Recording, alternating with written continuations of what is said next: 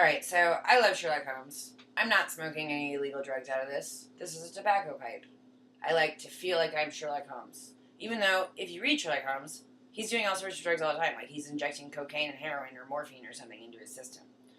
They leave that out of a lot of film productions of Sherlock Holmes. Anyway, this is a tobacco pipe. I'm not doing drugs. I just sometimes, I like cigars, I like tobacco pipes. I like to smoke. Cigarettes. Anyway, today I'm going to tell you about a great philosopher named Kierkegaard. The only place where he is mentioned in popular culture is... Where are you, Alana? Right here. She's gonna smoke rolled cigarettes instead of this awesome tobacco pipe. Okay, so Kierkegaard was mentioned in the movie Wayne's World, which is a Saturday Night Live movie. The scene goes like this. Wayne is trying to impress Cassandra, the rock star, with his knowledge of Cantonese. And he says to her in Cantonese, and there's subtitles running at the bottom, was it Kierkegaard or Dick Van Patten who said, if you label me, you negate me? Well, she laughs. Obviously, it was not Dick Van Patten who said that. He is a TV star from, the 60s or something. Kierkegaard is a famous philosopher, very influential philosopher.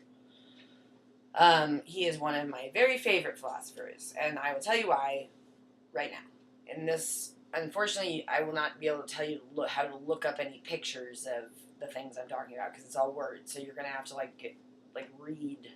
I know that's hard for a lot of Americans. That was self-racist, I'm sorry. Americans can read. I'm sorry I said that. Anyway, they just read romance novels. 90% of novels... Okay, I'm getting on another tangent. Okay. Sorry, Kierkegaard. So, he was pretty worried when he was writing that the Christians would execute him for his views. So he wrote a book called Fear and Trembling, and he published it under his own name, Kierkegaard. And it gives the best defense of Christianity I have ever heard. Now, I am not a Christian. I wasn't raised Christian. I don't believe in anything because I'm a nihilist, or Peronian skeptic, but not a big difference there. So, more people know what nihilists are. Think of me as a nihilist. Anyway, he wrote this book, Fear and Trembling, as a defense of Christianity. I have never seen anyone defend Christianity as well as he defends Christianity. It's an amazing feat of literature. So what he says, basically, in the most dumbed-down form, is there is a paradox in Christianity, because you have free will, and yet God is omniscient and omnipotent. So how can you deal with this paradox? Because if you have free will, then how does God know what you're going to do before you do it? Because that would imply that you didn't have free will, right? So he said that this paradox cannot be solved, but that you just have to react to it with fear and trembling, because God is so powerful that he can make this paradox be true. That's bullshit. And Kierkegaard knew it was bullshit. And so he released another book called How Can I Become a Christian, under the name Johannes Climacus. And he tears down his whole argument in Fear and Trembling. Publishes under a pseudonym. And I'm like, yes! Take those Christians down. Nobody knows who Johannes Climacus is. Kierkegaard's sitting pretty. He's like, I wrote Fear and Trembling. You all love me. Because I defended your stupid religion. I mean, not stupid religion. I'm sorry to go off on religion. I personally don't like church. But it's fine if you do. I'm not gonna be like, you're a bad person because you go to church or anything. We're going to get some awesome comments on this one now. I know. I hope we get some really mad... We're going to get trolls on this one. So, anyway, Kierkegaard's book, Fear and Trembling, it's so well written.